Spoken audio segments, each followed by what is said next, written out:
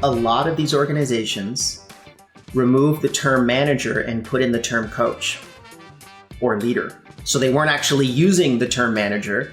They were saying the platform is the manager.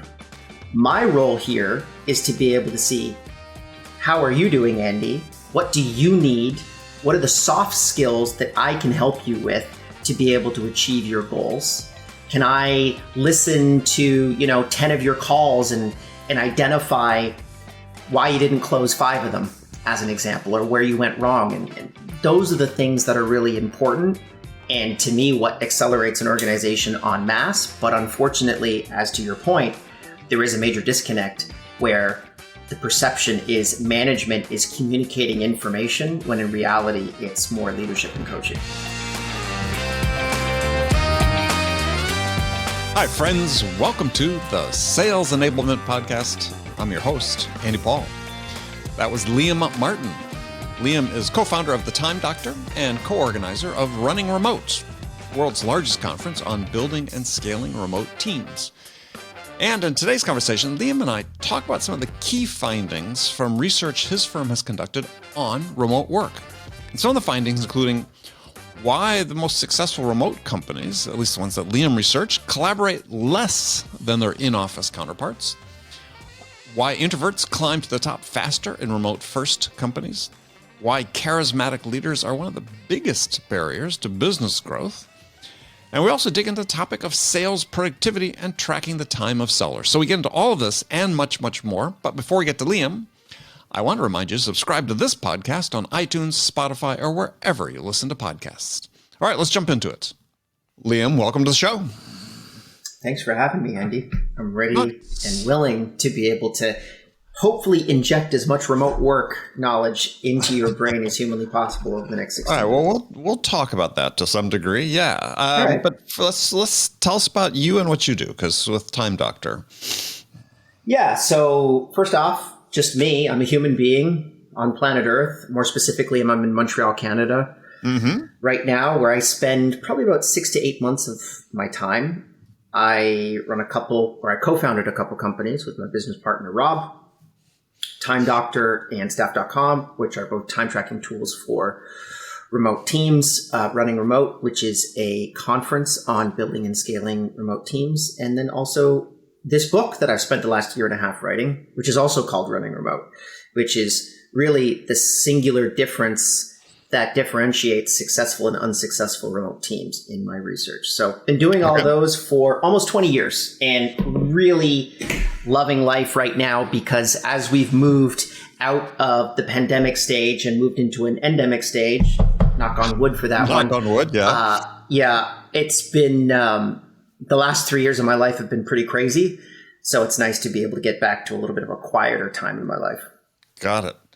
So, well, let's talk about Time Doctor, because that's the thing that sort of caught my interest when I first heard about you. So tell us what it does, how it works, and then I want to talk about potential examples that you have of sales teams that are using time tracking. So, sure.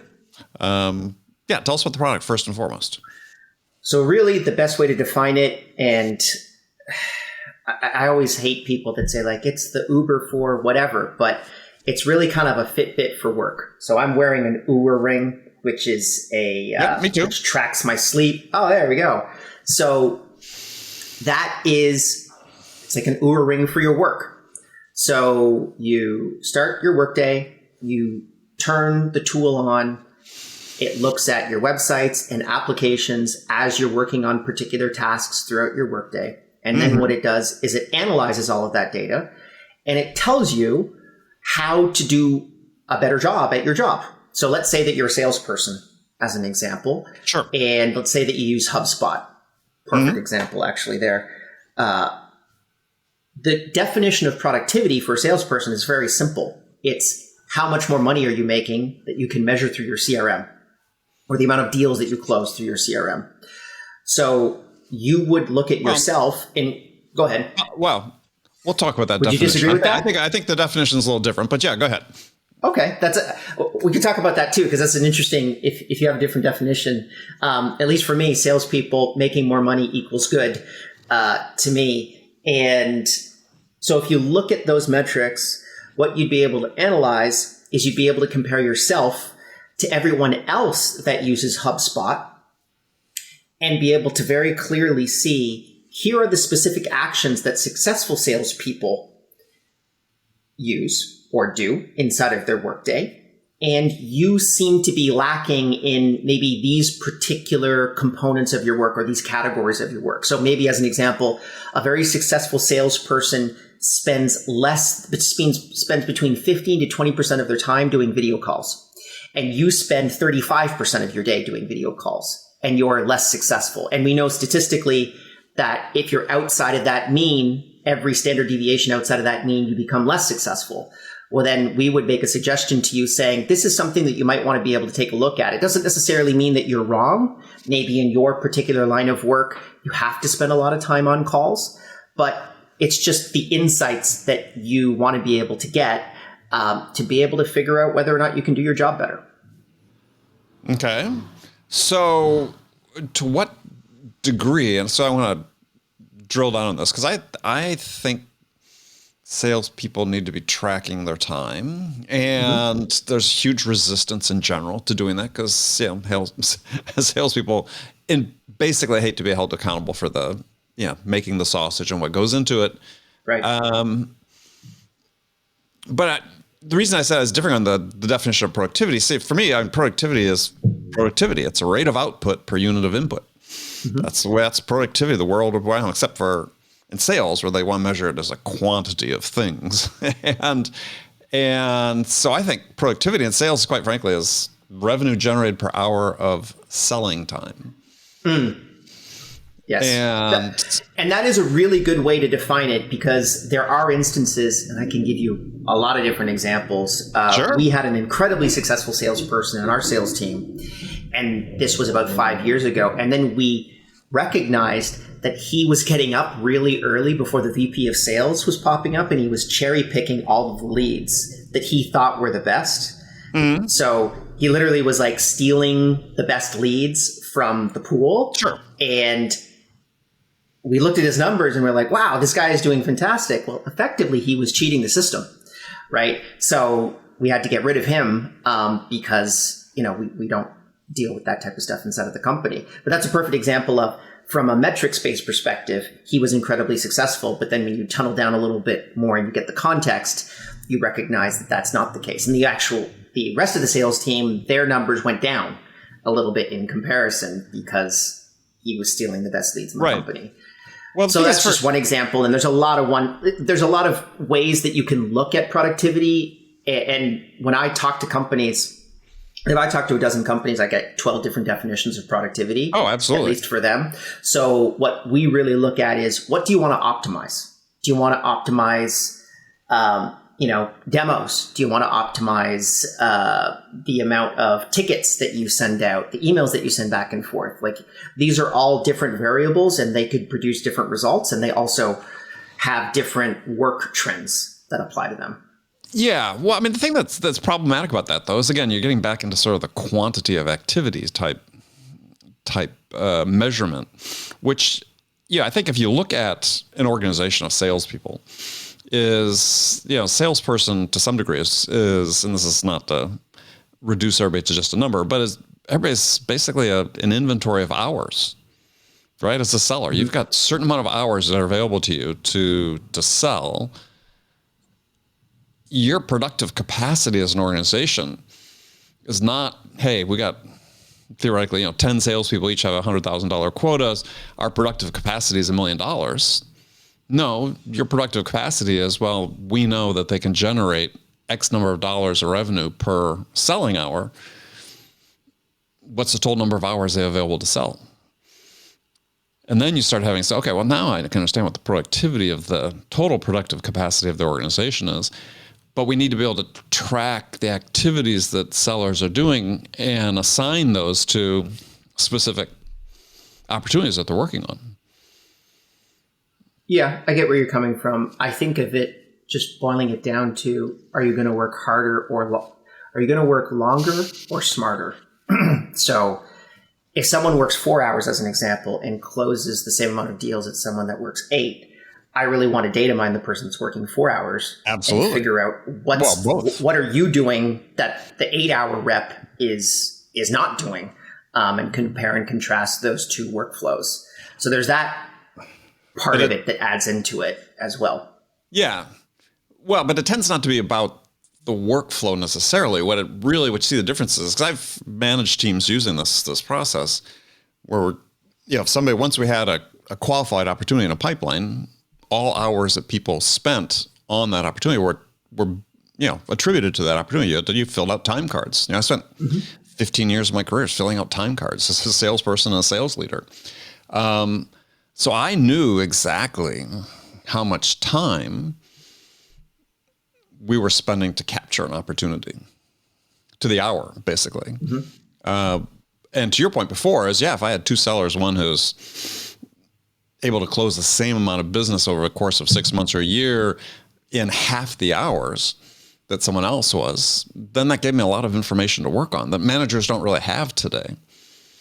And so I just wondering, is your system can be, because I know professional services firms use yours tool. Is this something that sellers could adapt to, track time for the opportunities they're working on, so their managers can see just how much time we're actually investing to close opportunities and really have an accurate cost of acquisition?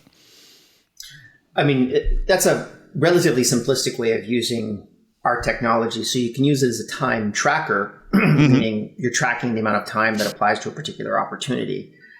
But what we use, the way in which it gets more interesting for us is where if you can pull in a quantifiable longitudinal metric, so the amount of demos that you've done, the amount of closes that you have, the amount of tickets that you've closed, the amount of Jira tickets that you've put together. These are all examples of API integrations that we have inside of the app.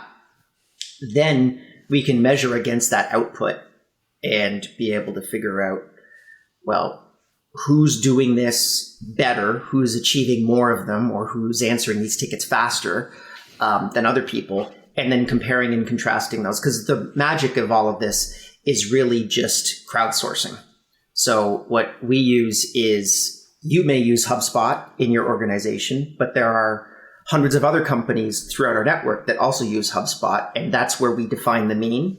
So we're able to identify all of these other companies and figure out what type of activities they do to coach you towards what we think, anyways, is a successful outcome, which is selling more, as an example. And so what you're saying is, if I understand correctly, is you're able then to mine the data of all of your users so that if somebody is using HubSpot, they're able to see where they stand relative to all the other users who are using HubSpot as well?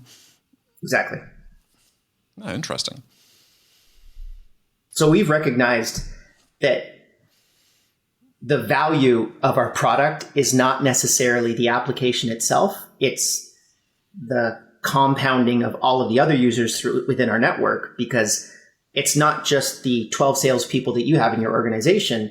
It's the 4,000 salespeople that are across our entire network. And then we can tell you, actually, 60% of them use Salesforce, and 30% of them use HubSpot, and 2% of them use, some other CRM.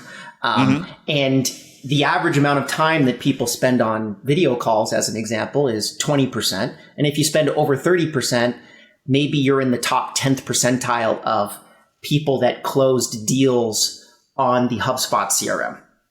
So we can tile those metrics back, and we can really start to identify signals. It's I don't want to call it artificial intelligence, because almost everyone calls their app artificial intelligence. It's very simplistic machine learning, to be honest with you. And what makes artificial intelligence way easier to achieve is the training set that you have. And we have the largest second-by-second work database on the planet. So we're able to very easily, if you can give me enough times when you scratch your nose, I can build a training set towards it to be able to predict when you're going to scratch your nose next. Now, there's obviously varying levels of success. There's a lot of false positives that work into some particular activities. But ironically, industries like the call center industry or the sales industry or marketing outreach The metrics are actually relatively simple, and there are signals that go across all industries. So it doesn't matter whether you're doing sales for an agency or whether you're doing sales for a SaaS company or for, a farm machinery company. There are some fundamental signals that all of those salespeople have in common. Such as? Well, there's a lot of them. We have one which is an engagement metric, which basically can predict retention inside of your organization that we had built a few years ago. Customer retention or employee retention? Employee retention. Yeah. Okay. And we had a 96% success rate within 6 months. So our application was able to predict who was going to stay and who was going to go with a 96% accuracy rate. But inside of that, there are about 23,000 variables. We use a lot of Bayesian algorithms, which it's difficult to kind of explain. What were the signals that you were tracking that would indicate whether someone was going to, let's say, so things like the amount of break time. How long are your breaks? Do you work on the weekend? How many days do you work past 5 p.m.? The funny thing is that when you give these types of machine learning algorithms enough data, they start effectively teaching themselves and asking you for other forms of information, or start to come up with correlations that you wouldn't have otherwise been able to take into consideration. That's the way that Bayesian works, is what you think are unconnected, uncorrelated variables are correlated, but they're so complex that only a computer can really understand them. If that makes sense. But are they actual correlations or false correlations? Because the classic story about correlations is I think the one was like murders in Tahiti go up based on the amount of ice cream sold in San Francisco or something like that. I mean, there's abilities to draw these correlations that don't necessarily have true meaning.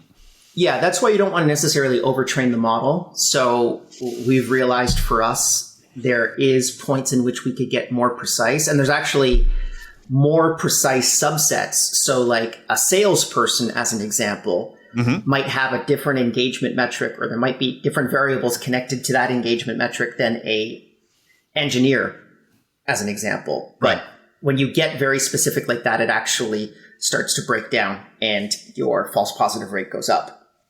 So the AI is primarily actually choosing these variables, and then we're just going back to the training set saying, well, did that person actually quit, or did they stick around for an extended amount of time? Right. And then we're able to figure out that through trial and error and build a more efficient model fundamentally. So how did everything change with the onset of the pandemic?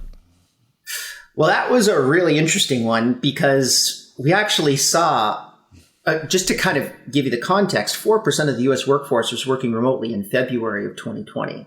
And by March, that was 45% of the U.S. workforce. That's the biggest shift in work since the Industrial Revolution. But the Industrial Revolution took 80 years, and we did that in March. March, right. So we saw a complete change of everything that, at least on our data sets, and it was really interesting because we could see it quantifiably shift. There were very interesting different changes to the way that people worked. So the biggest indicator was people started working longer, and they started working more in evenings, and they started working more on the weekends, which is actually one of the indicators of people wanting to quit their jobs and not be happy with the work that they're doing. So when everyone switched during the pandemic, it was this emergency work situation, this emergency remote work situation, in which there was a lot more pressure on those workers to be able to continue to ship, productive work. Yeah. So what you're saying, though, is that based on those indicators, is that you were able to forecast, the great, I don't call it the great resignation. I think a better name, somebody coined, I think it was Scott Galloway, the great reassignment. It's, people making decisions to switch. Yeah, and there was a lot of it that went on, at least from the data that, and some of it we're getting from, obviously, our Time Doctor network, but then just from looking at all the other studies that are currently coming out. A lot of this is really just not addressing the big elephant in the room, which is there's been a lot of pressure for people to be able to go back to the office. Right now, we're floating at about 30% of the U.S. workforce working in part remotely. That includes hybrid relationships, down from 45% at the peak. But now we're actually starting to see that number pop back up.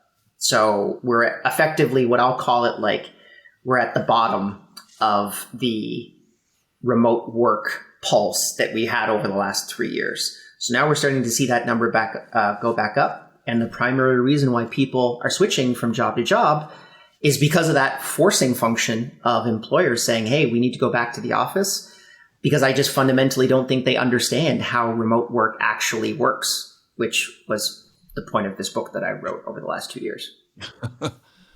Yeah, well, it's interesting. So, those percentages, how do those vary when you're just sort of taking into account, or maybe you do in those numbers, office workers, knowledge workers, whatever we want to assign them, as opposed to, retail stores and other things where the workers had to be present?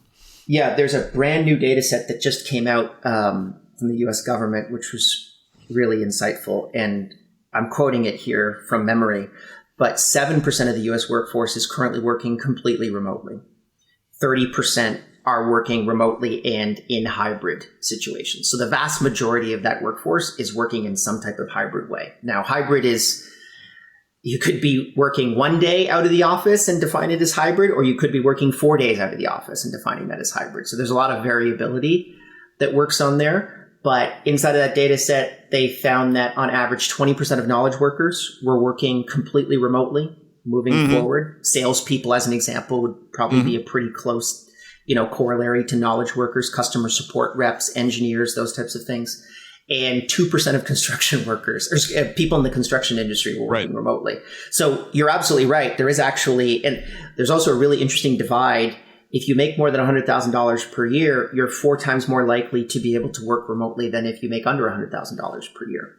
So we're really starting to see that kind of those interesting groups form on either side of the spectrum that I think is actually going to produce a lot more problems for us 18 to 36 months down the road. Yeah, it's really interesting because it's make over 100K, you're 4 times more likely to work remote, but you're probably 4 times more likely to be required some point in the next year to go back full time. And it's that dynamic, I think, that we're seeing play out, right? The companies are calling people back and they're not coming back. Yeah. And the beauty of it is, and again, this is just from my own memory, I think we're at 2% unemployment rate in the United States. We're effectively at complete employment, right? Yeah. We're at full employment. And so when you see that type of situation, in no other time in history that I can remember have employees had more power in this transaction, because there are a lot more positions that are open to them. And it's a weird phenomenon because, and again, I want to knock on wood a second time, but we are quite possibly going into a recession, global recession. And yet we've got full employment throughout the United States and a lot of the Western world. So it's a really interesting phenomenon that I'm not quite understanding. And I think it's actually the basis of it is really connected to remote work, because at this point we're recognizing that work is no longer a place. And I think that a lot of the population is coming to that realization. And so employers have not quite gotten that memo yet. There was a great study that McKinsey did that came out 3 months ago about the perceptions of work productivity between employees and employers. 76% of employees stated that they were more productive when they worked at home. 67% of managers stated that their employees were less productive when they worked from home. So there's like a huge data issue that's currently happening right now, where one group thinks that they're more productive and the other group thinks that they are not. And when I was doing research for the book, which was me just analyzing dozens of different remote first companies that were remote before the pandemic, one of the interesting things that I found was that these organizations, which I'm calling asynchronous companies, which is kind of a concept, which is the ability to be able to manage people without simultaneously interacting with them. I discovered that their managerial layer is about 50% thinner than their on-premise counterparts. So there are more people doing work in asynchronous organizations than there are people managing people doing work in asynchronous organizations, which gives you a huge, in the market, that makes you a lot more effective. If you can have more people solving hard problems and doing work as opposed to managing people that are doing work, you're going to be a more effective organization. And I think also, too, you're going to have a happier organization because those employees don't necessarily really want to especially salespeople, they just want to be able to do their work and they want to be able to make their commissions. And if you can set them up for success in that direction, they will effectively manage themselves. I love salespeople because they're the most coin-operated type of employee that you can, at least that I have worked with, where I just optimize them towards a particular metric and then they self-assemble towards that optimization. If I want more demos, if I'm going to comp on demos, I get more demos. If I'm comping on closes, I get more closes, those types of things. And I think a lot of people right now don't necessarily like this over-management that is currently happening. And they got a taste of the unmanagement philosophy that connects to remote work. And now they're being pushed back into a situation in which they got to talk to their manager, 6 or 7 times a day. When they're in the office, they don't want to do that. Yeah, it's interesting. Obviously this is a perplexing issue for many companies because, there was data that came out, I think about 6 months into the pandemic, an academic institution, I forget which one, MIT or somebody was studying, maybe an article in the Harvard Business Review is to a point you made earlier about managers thinking that their workers are less productive. There actually was a point at that point where managers sort of had the opposite viewpoint, right? As people who are choosing to go into the office, employees are choosing to go into the office, were saying, well, I don't trust that my colleagues who aren't coming in are actually doing their work. Whereas the survey of managers at that time said, no, we trust that they are getting the work done. We can see the data. They're getting the work done. And it's interesting how this sort of shifted back. There's some, at least in some organizations, that say, I'm not sure they are as productive anymore. Hey, we got to bring them back in person. I think so. And I have a biased opinion, but I try to look at the data as unbiased as humanly possible. But I believe that employees are more productive when they work from home as opposed to the office. There are less distractions there. Even if you just literally remove the 90 minutes of commute that an employee has to do every single day and they spend that sleeping as opposed to doing work, they're going to be more productive. But the trouble is more responsive. But the trouble is they've been working, right? At least in the first couple of years of the pandemic, and you made the point earlier, is people are they're not taking that extra time to invest in themselves. They're continuing to work harder or longer. Yeah. One of the guys that we interviewed for the book, Darren Murph, who's the director of remote for GitLab, which is a multi-thousand seat organization that is a very famous asynchronous company. He had this quote that we added in, which I think is totally apropos. He said, we don't want to make working from home into living at work. And you really need to be able to divide those two spaces, right? So as an example, it's actually, while we're recording this, it's past 5:30 p.m. Eastern Standard Time for me. I'm sorry. It's 5:33. Your personal time. But but here's the example. At 5:30 p.m., all of the email on all of my devices, except for my work computer, which only stays here, is shut off. So it's not on my iPad. It's not on my phone. It ceases to exist for me. Same with my Slack instant messages. All of these interruptions that you have throughout your workday that remind you of the stress and anxiety of your work, I remove at the end of every single workday that I work inside of the company. And that doesn't mean that if there's an emergency, someone could get in contact with me. I actually only have one way of people getting in contact with me, which is we have an emergency channel on Slack. And if someone posts a message in there, it rings everybody's phones. Now, it better be an emergency. Literally, we better be getting hacked, or, Right. the server's down. Happens about once a year, but that's the only way that you can really get in contact with me out of those work hours. And this is just not a lesson that anyone learned during the pandemic. And it comes from the top down. The executives and, the VPs of those organizations were really asking these questions at, sending people emails at 3:00 in the morning. You need to stop that stuff. It's destructive towards everyone inside of the company and is creating an environment where a lot of people are saying, I'm tired of this. I want to move and do something else. Oh, yeah. Well, I think a lot of I'll call them greedy executives at certain companies, looked at this remote work as an opportunity to, squeeze more out of people, demand more out of people without paying more. Yes. And that to me is something that everybody, if you're a business owner, you have to look at the core fundamentals of your business and how to be able to optimize your business. So I don't necessarily think that these people are bad people, but market forces are really showing you that there's a pushback here.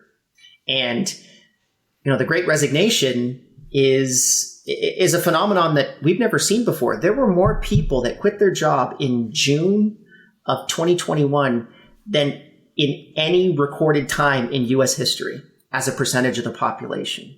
Mm-hmm. Just a massive, massive amount of people ended up saying, I'm finished with this. I'm going to go do something else because you're forcing me back to the office and I'm not interested in doing it anymore. And I think that when you look at the core reasons why, and I've been studying this and trying to figure out why it's really occurring, the best guess that I have is when I look at successful remote organizations, they don't have the managerial layer that old school 20th century on-premise environments have. And I think a lot of those middle managers recognize that some of them are redundant inside of that process and probably don't necessarily need to continue on in their tenure in the company. So they're forcing people back to the office because they're fearful for their own jobs.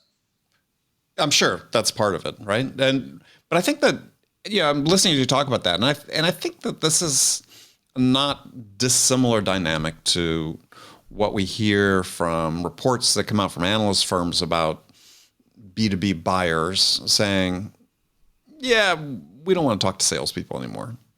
Right? And that's not what they were saying. What they're actually saying is, look, we don't have time to talk to salespeople who can't help us get our job done. Right? Our job of making an informed decision to make an investment in some sort of technology or whatever we're going to buy, right? If you can help us do that, we still got time for you. But unfortunately, there's sort of this diminishing percentage of sellers that sort of fit that criteria.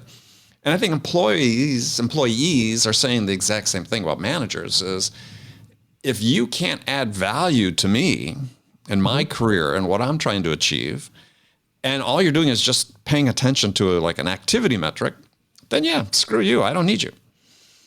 Yeah. Well, and the thing that these asynchronous organizations discovered, and they've been doing it for almost 20 years, is the metrics by which everyone is measured are digitized. So, and they're also available to everyone inside of the organization. There's a very interesting phenomenon that I found when I studied these organizations. They had this philosophy of radical transparency inside of their organizations. So the idea was that if everyone could have the same informational advantage as the CEO, and obviously none of them truly achieve that, but a lot of them actually get pretty close, then those individual team members can become a lot more autonomous because they have the information available to them to be able to make autonomous decisions inside of the organization. And therefore, the manager, whose primary role was to be able to communicate information from their direct reports up to the next layer of management, have become more redundant in this process. And that's the problem, though, right? I mean, you absolutely nailed the problem is defining management role as one of reporting. And this is a great disconnect that exists in sales and again, this perspective differences where surveys about how much coaching salespeople get, polar opposite views from the sellers in terms of how much they get versus how much managers say they provide. Yes. And the reason being is that managers feel, especially in certain organizations, feel like they're being pressured to spend most of their time looking at the data and reporting on the data upwards, as opposed to doing what they should be doing, which is talking, listening to their sellers, understanding what's really important to them, and then helping them achieve that. Right? That's a manager's job. And yes.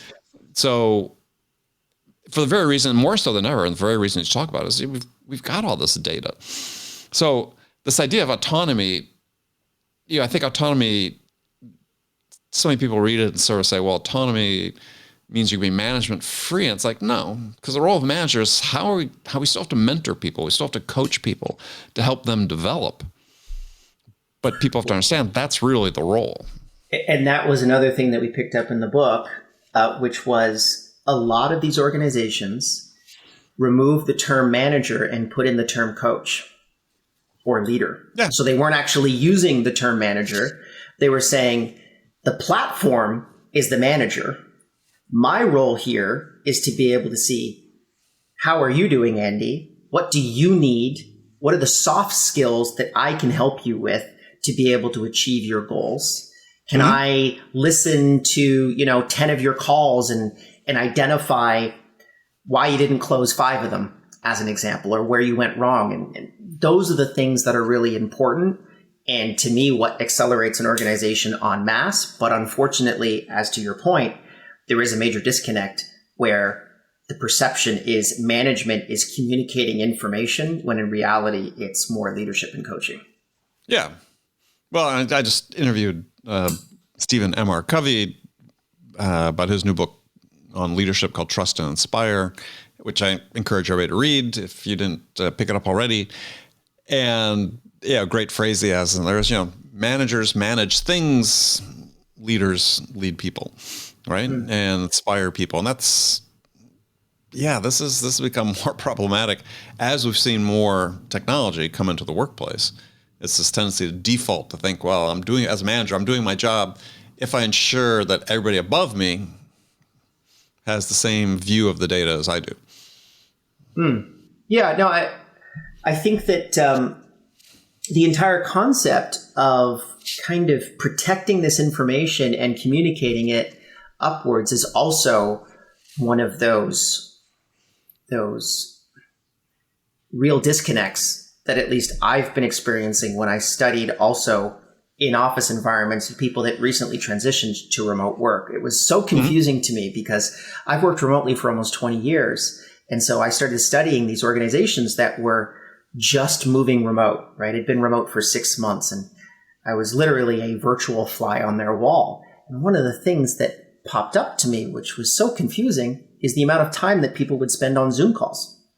And I love Zoom. I use it all the time. But people were spending 6, 7, 8 hours a day on Zoom calls. And I started asking people, so when do you actually get any work done? Like, we're just meeting about the work that we're supposed to do. Why are people not actually doing work? And inside of asynchronous organizations, because we measure everything, we actually clearly identify a percentage of your workday that should be spent on video communication. And on average, in my research, I found that successful asynchronous organizations spend about 10% of their work week on video communications, as opposed to the on-premise or newly remote organizations that were spending 50, 60% of their day on Zoom calls, which I just think is completely nuts. But I think a lot of that was sort of a transitional thing, right? As if people suddenly were accustomed to being in a workspace where people were basically within arm's reach, somebody to talk to about something or just, socialize with even briefly. I just wonder over time whether we see sort of a natural curve, maybe a bell-shaped curve on that, where usage is real high at a certain point in transition, but after a while, it's like, to your point, you have to change behaviors because you spend all your time catching up with folks rather than actually working. Well, I think it actually comes down as well to the culture of immediacy that I seemed to have kind of just seen as a really weird phenomenon inside of these organizations where it was like, well, we need to actually do this now, or we need to be able to solve this problem right now.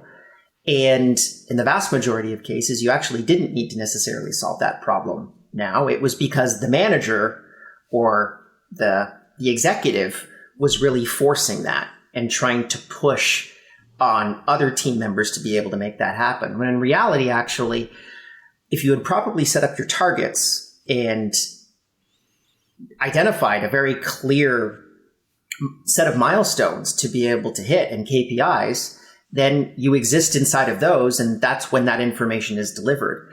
But these kind of, I would get random calls. So inside of some of these organizations, I'd see these interactions on Slack or Microsoft Teams where one manager would say, hey, can I talk to you real quick in 10 minutes?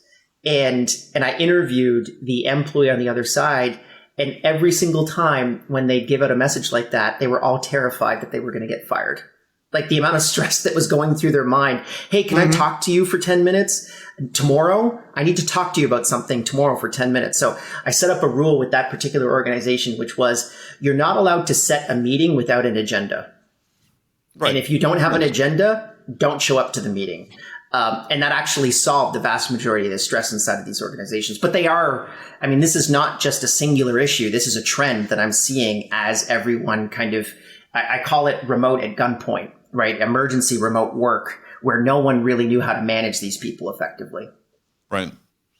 All right. So, we're starting to run out of time a little bit, but one question I want to get to is because you bring this up in your research, is you're saying that remote companies research the successful companies, remote companies, successful, make sure I put that in the remote companies you research, collaborate less than their in-office counterparts.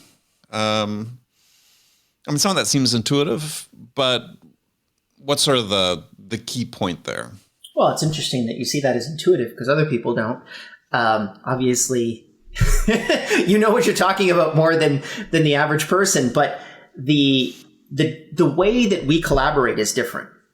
So we don't get onto a call, as an example. We don't get onto a Zoom call and say, we're going to start a project and we're going to talk about this for the next 3 hours and kind of brainstorm it out. What we'll usually do is we'll brainstorm that information asynchronously. So we have something that we call silent meetings. And every week I have a meeting with all of my executives and we write down issues on Asana. We clearly define the context of the issue, why we think it's important and what we think the solution is. And then we debate that through our comments. And some of these comments can go like 70, 80, 100 comments. But if we come to a conclusion, we take that conclusion, we put it to the top of the ticket and we clear the ticket. And if we have less than 3 issues, we don't have the meeting. It automatically is deleted from our calendars. And we maybe meet once a month on average. The only tickets that stay up there are the EQ issues, are the soft issues. Right. Generally, they are, Andy's got a problem with Liam, and we need to be able to solve for it because Andy feels like Liam is pushing in on his departmental, requirements or what he's responsible for, and Liam doesn't agree, and we need to be able to work that out. So those human components is what the vast majority of our synchronous time is reserved for, not necessarily whether or not, we should have manila envelopes or whether we should be using Times New Roman. Right.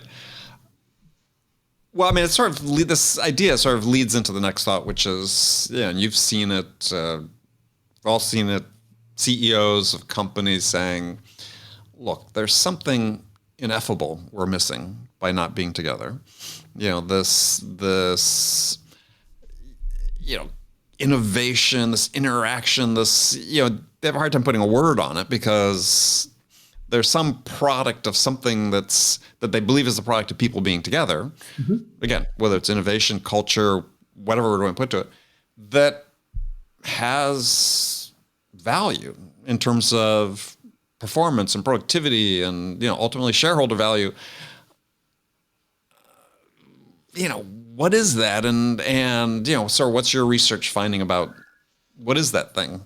Well, so And I'm going to push back on that one, actually. I think the issue is that they just don't understand how to do this in a remote organization. So they don't know how to collaborate remotely. And they've been realizing that we're doing 11, 12-hour days, and we're getting the same amount of work done that we were working in an 8-hour day when we were in the office. So a lot of people are saying, well, people are, quote unquote, working harder, but they're actually not working harder. They're working less over a more extended amount of time. And the type of work that they're doing is more inefficient because they're using a 20th century on-premise model on collaboration as opposed to the kind of asynchronous model towards collaboration. So everyone that works inside of an office, there's a sunk cost that everyone pays. You spend 90 minutes coming into one particular place every single day. And once you're there, it's a collaboration buffet, right? It costs you nothing to be able to collaborate. You can meet all day long, no problem whatsoever. Asynchronous teams, however, have recognized we pay the price of collaboration every single time that we meet.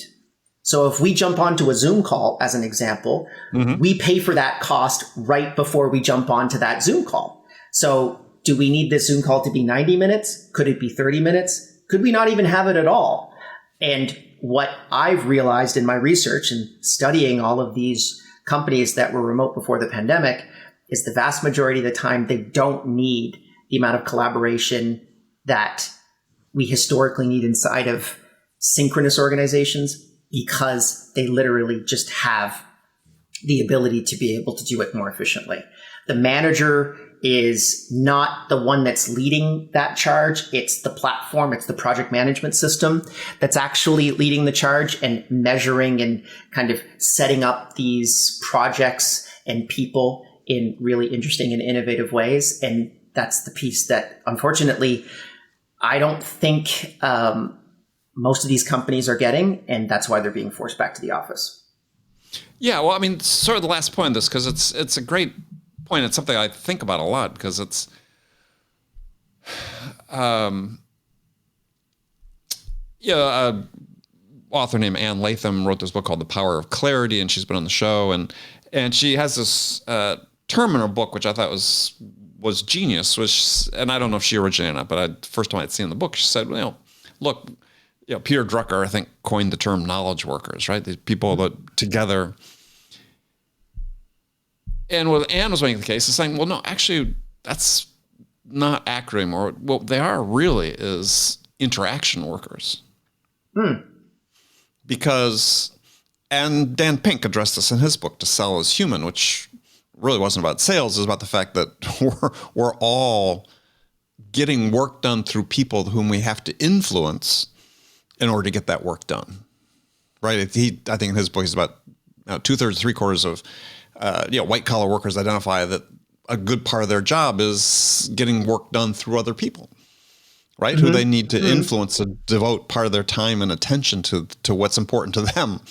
So that's why I think Ann's term interaction worker is so important. Is like, have we fundamentally, or are we as fundamentally able to interact in the same way as effectively remotely, or have we lost some of that? We've definitely changed it. And this brings up another really interesting point that I gleaned out of my research over the last 2 years, which was, I think that asynchronous organizations have really brought on the rise of the introverted leader. So when you go into an office building and you go into a boardroom, as an example, I don't even have to hear any of the people in that meeting to tell you whose ideas will get adopted most often. It's generally the 6'5" guy the white 6'5" guy that looks like Captain America. Because that person has the charisma in order to be able to convince other people in that moment that his idea is the best, even though his idea may not be the best. And someone like me, the wallflower internet nerd guy that's 5'8", who doesn't really want to actually go tete-a-tete with the 6'5" Captain America guy, and also probably doesn't have the skill set to be able to do it effectively. I may actually have a much better idea, but because I can't actually bring that information to bear effectively, I don't have the right package to deliver it. Unfortunately, my idea is not adopted, and Captain America's idea is. Asynchronous organizations, you remove a lot of the packaging. So now it's just comments and a project management system. And I can sit down and calmly think about what I'm going to say. Asynchronous organizations have to really, one of the best kind of measurements as to whether or not you're going to be successful is how well you can write and allude to your ideas and describe them, because I believe that asynchronous organizations allows for more good ideas to be adopted more often, because you don't have the charisma bias that you see inside of on-premise organizations. Interesting. And also the other thing that's interesting too is this law completely doesn't apply to sales, right? You need charismatic people to be able to sell, right? That is I mean, well, actually, no, I don't think so. I think that, no, I mean, I'm a huge believer that anybody can sell and sell successfully, and have seen it. And give the example often in the show is, the best salespeople I ever know is pathologically shy. The opposite of charisma, but hugely effective. So interesting. It's situational. Yeah, it applies to, and there's been research on this showing that extroverts don't perform as well in sales as introverts, or actually the highest performing is ambiverts, people have elements of both. But the extreme extroversion is a contraindicator for success in sales, certainly in B2B sales. So, but I think that's a really interesting point about the charisma. It's comes up in so many situations, and obviating the influence of that is really interesting when you're working remote. So, well, very cool. Well, unfortunately, Liam, we've run out of time, but this has been a fascinating discussion. If people want to learn more about Time Doctor or connect with you, what's the best way to do that? TimeDoctor.com. You can go get a trial of Time Doctor there. And if you want to check out more about the book, go to runningremotebook.com. It's available on Amazon and everything else. August 16th. Maybe this comes out before that. If it's past August 16th, day before my you can birthday. just go pick it up. Audience, day before my birthday. Remember that, August 17th. Okay. Liam, thank you so much. Thanks for having me. Okay, friends, that's it for this episode. First of all, I want to thank you for taking the time to listen. I'm so grateful for your support of the show. And I want to thank our guest, Liam Martin, for sharing his insights with us today. If you enjoyed this episode, please be sure to subscribe to this podcast, Sales Enablement with Andy Paul, on iTunes, Spotify, or wherever you listen to podcasts. So thank you for that. And as always, thank you so much for investing your time with me today. Until next time, I'm your host, Andy Paul. Good selling, everyone.